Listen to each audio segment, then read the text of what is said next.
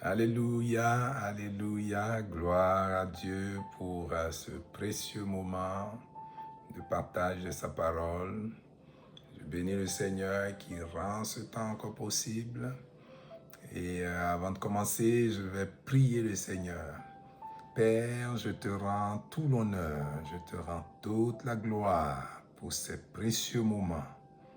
Je prie, Seigneur, que ton esprit, qui est l'enseignant par excellence, vienne enseigner tes enfants qui vont écouter ces paroles et parle à leur cœur au-delà de ce qui peut sortir de ma bouche. Merci, Seigneur, pour ton esprit qui me conduit et qui me permet de délivrer le message que tu as mis sur mon cœur. Béni sois-tu pour ce temps, dans le nom de Jésus. Amen. Alors, nous allons continuer avec notre série d'enseignements en suivant, comme je l'ai déjà dit à plusieurs reprises, la progression du livre « Il est aussi écrit ». Et ce livre parle des tentations de Jésus. Nous avons commencé à regarder les tentations de Jésus et nous allons continuer. Et aujourd'hui, nous poursuivons avec la deuxième tentation. Et la portion qui va nous intéresser dans cette deuxième tentation, c'est « Si tu es fils de Dieu, jette-toi en bas, car il est écrit. » Donc, dans la deuxième tentation que le diable a envoyée à notre Seigneur Jésus pour l'emmener à trébucher, pour l'emmener à s'éloigner de la voie de Dieu, le diable a dit ceci: « Si tu es fils de Dieu, jette-toi en bas, car il est écrit. » Et nous allons regarder ces paroles que le diable a utilisées dans cette tentation. Donc, nous avons vu dans ce qui précède que le diable ne ménage pas ses efforts pour tenter, pour emmener les enfants de Dieu ou les pousser à se détourner de la voie de Dieu, à tomber dans le péché. Parce que ce que ça fait, tomber dans le péché, c'est passer à côté de ce que Dieu veut pour nous. Alors, le plan du diable, c'est de nous faire passer à côté du plan de Dieu. Mais nous, les enfants de Dieu, nous devons rester fermes dans la voie que notre Seigneur nous a tracée. Nous avons vu dans la deuxième tentation également que le diable prépare son contexte. Il prépare le contexte. Il se prépare pour nous tenter. Il se prépare pour tenter. Il se prépare pour faire chuter les enfants de Dieu. Il ne vient pas comme ça sans préparer ces choses. Oui, il est à l'œuvre vraiment. Il est à l'œuvre pour faire dévier les enfants de Dieu ou pour faire échouer les plans de Dieu. Mais Dieu est suffisamment puissant et sa sagesse surpasse toutes choses, de sorte que le diable ne peut jamais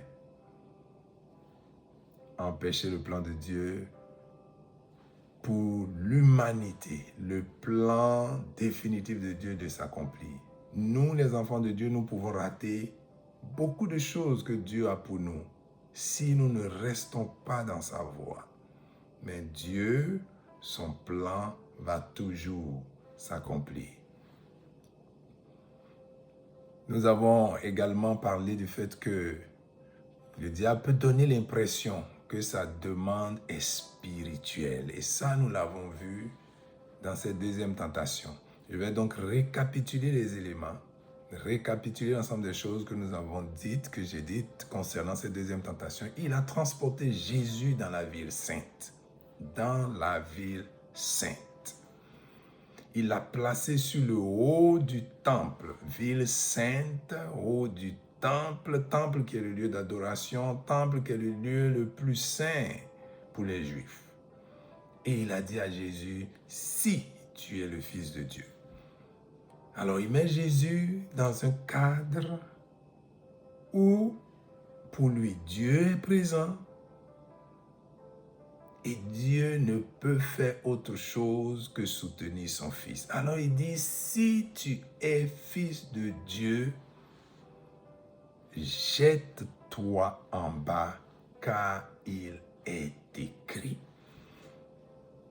Alors dans cette tentation, le diable ajoute les Écritures, car il est écrit. Et le passage que le diable cite, c'est le passage de Psaume 91, versets 11 à 12. Car il ordonnera à ses anges de te garder dans toutes tes voies.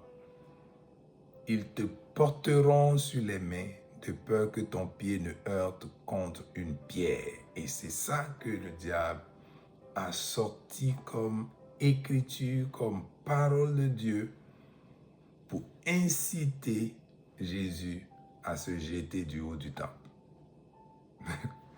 Pour l'inciter à commettre une sorte de suicide, disons. Nous savons comment le Seigneur lui a répondu. Il lui a dit, il est aussi écrit. Et cela est tellement important de s'inspirer de la façon dont Jésus répond à l'ennemi devant les tentations. Donc on voit l'agencement de beaucoup de choses. Et le diable fait ça pour créer la confusion dans les pensées des enfants de Dieu.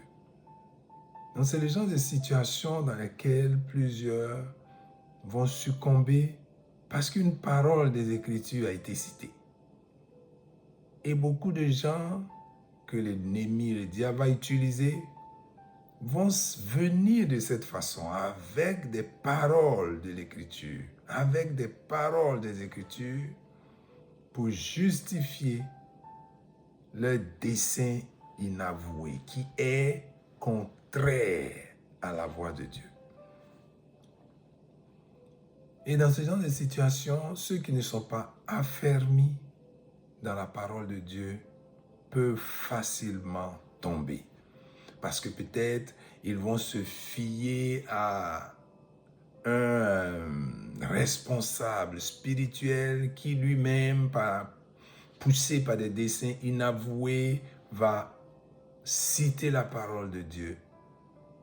Et comme ils vont se fier à lui, comme peut-être un père spirituel ou autre chose, ils vont céder au péché.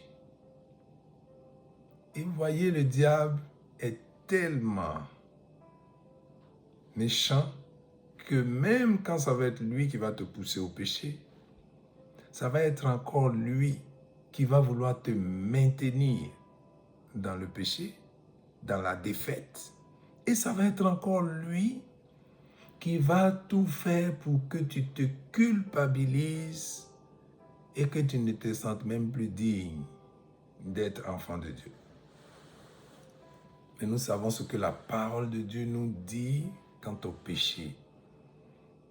Dans 1 Jean, chapitre 1, verset 9, ce n'est pas parce que le Seigneur veut que nous vivions dans le péché, mais il a donné une solution lorsque le péché survient dans notre vie. Il dit, si nous confessons nos péchés, il est fidèle et juste pour nous les pardonner et pour nous purifier de toute iniquité. Donc pour nous, les enfants de Dieu, cette parole est pour nous. Si pour une raison ou pour une autre, tu t'es retrouvé dans le péché, Dieu ne te condamne pas à demeurer dans ça. Et Dieu ne te culpabilise pas non plus. Cette parole est pour toi. Si nous confessons nos péchés, il est fidèle et juste pour nous les pardonner, pour nous purifier de toute iniquité. Ce n'est pas une façon de dire que l'enfant de Dieu va vivre dans le péché et chaque fois revenir, se confesser. Dieu est fidèle pour nous pardonner. Mais la question du péché, c'est quelque chose qui nous éloigne des plans de Dieu et nous maintient sous la domination du diable et de ses plans. C'est quelque chose qui vient détruire en fait la vie que Dieu a pour nous. C'est pour cela qu'il est important pour l'enfant de Dieu de demeurer dans la voie de Dieu et de se laisser conduire et inspirer par la parole de Dieu. Nous voyons dans cette tentation que Jésus a répondu du tac au tac à l'ennemi en lui disant « Il est aussi écrit ». Alors pour donner une telle réponse du tac au tac, nous devons être comme Jésus, remplis de la parole de Dieu. Connaître la parole de Dieu, être rempli de la parole de Dieu, être rempli de l'Esprit de Dieu pour avoir les réponses à propos. Jésus était rempli de l'Esprit et nous le savons, il était aussi rempli de la parole. Il connaissait la parole de son Père. Il dit qu'il ne fait que ce qu'il voit faire au Père. Cela doit nous inspirer. Alors, cela me fait penser un peu à cette situation où le diable vient avec la parole de Dieu pour pousser à pécher. Cela me fait penser à quelquefois certaines choses que j'ai entendues des enfants de Dieu, des gens qui sont dans l'église dire, parce qu'ils étaient adonnés à l'alcool. Ils citaient 1 Timothée 5, 23 en disant que l'apôtre Paul même a dit à Timothée, fais usage d'un peu de vin à cause de ton estomac, fais usage d'un peu de vin. Alors ils utilisent ce passage pour justifier leur attachement à l'alcool. C'est vraiment dommage. C'est dommage parce que l'attachement à l'alcool te détruit toi-même. Et puis si tu es vraiment enfant de Dieu, tu comprends que Timothée n'était pas adonné à l'alcool. L'apôtre Paul non plus n'est pas adonné à l'alcool. Sinon, Timothée aurait copié ça. Si l'apôtre Paul était adonné à l'alcool, Timothée, qui est son fils spirituel, aurait copié ça. Si l'apôtre Paul insiste ou parle de ça à Timothée, c'est parce que Timothée n'est pas adonné à l'alcool. Il suit son père spirituel qui n'est pas donné à l'alcool. Mais par rapport à un problème particulier qu'il avait, l'apôtre Paul lui a conseillé ce remède qui est un peu naturel, un remède naturel pour l'aider par rapport à ça. Alors, ne prenons pas ce passage en dehors de son contexte pour justifier le fait qu'on aime boire du vin ou qu'on aime boire l'alcool. Dieu ne nous a pas appelés à vivre de cette façon. Il dit dans sa parole, ne vous enivrez pas de vin. Ne vous enivrez pas de vin. Soyez au contraire remplis de l'Esprit.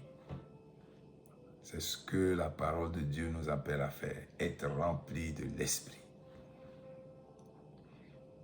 Alors, pour continuer dans ce sens, quand nous lisons 1 Pierre, chapitre 1, versets 15 et 16, nous voyons ceci.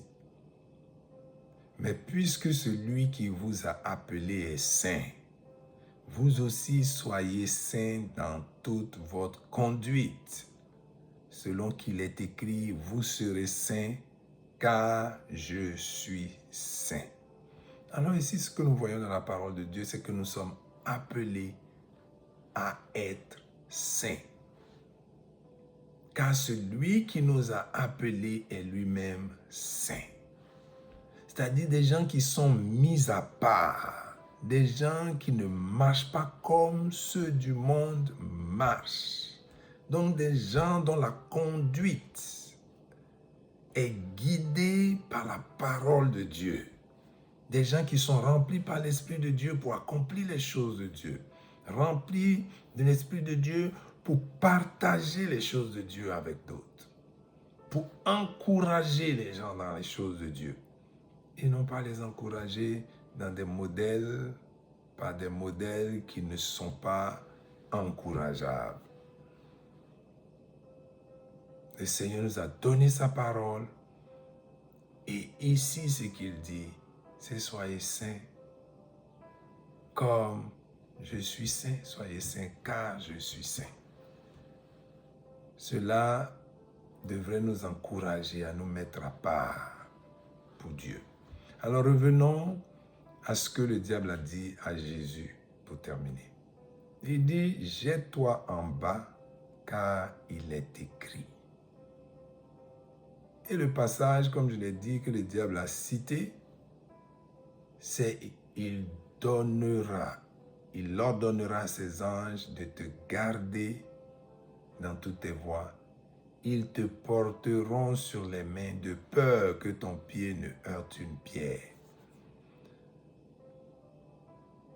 Mais dans ce que le diable a dit, vous allez remarquer, même s'il a embelli sa tentation par plein de choses, en emmenant dans la ville sainte, sur le haut du temple, il cite les Écritures, il dit à Jésus, si tu es fils de Dieu, donc une façon de lui lancer encore un défi, comme nous l'avons vu dans la première tentation, il utilise encore cette même expression, si tu es fils de Dieu. Donc pas 2 fois, il le fait. Il dit, jette-toi en bas, car il est écrit.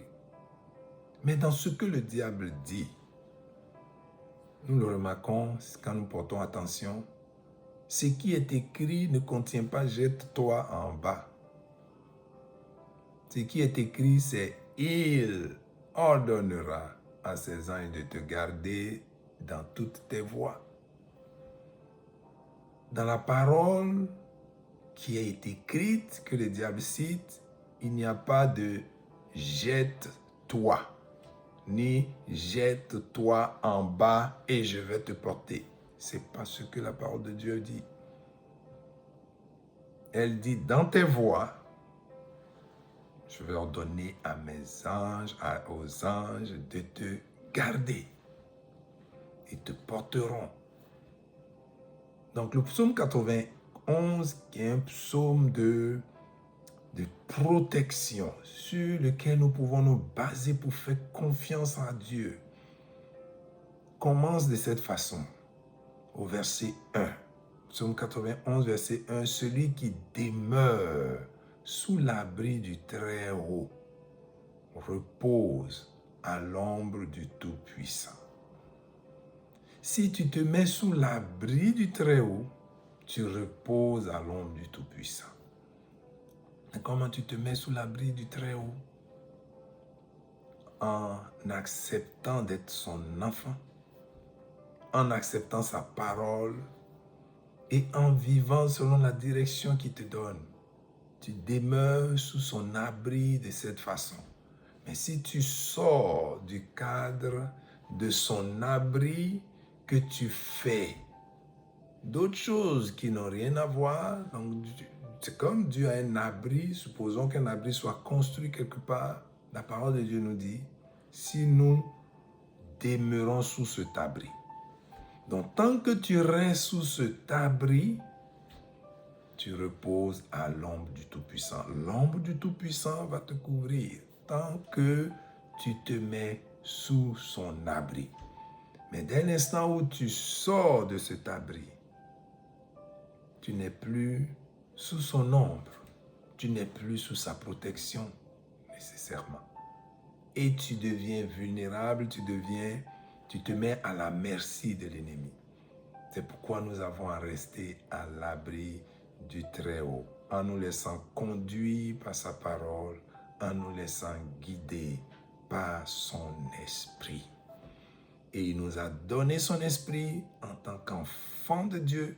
Et c'est cela qui est le gage de ce que nous sommes, ses enfants. C'est cela qui nous distingue dans ce monde. Alors vivons selon ce que l'Esprit de Dieu nous donne comme instruction, comme inspiration, et selon ce que nous apprenons de la parole de Dieu. Que Dieu soit béni, que Dieu soit glorifié dans nos vies. Père, merci pour ce temps, merci pour ta parole. Merci d'encourager tes enfants à travers cette parole. Et d'emmener chacun à s'édifier dans ta parole, à aimer ta parole, à se laisser conduire par ton esprit que tu nous as donné.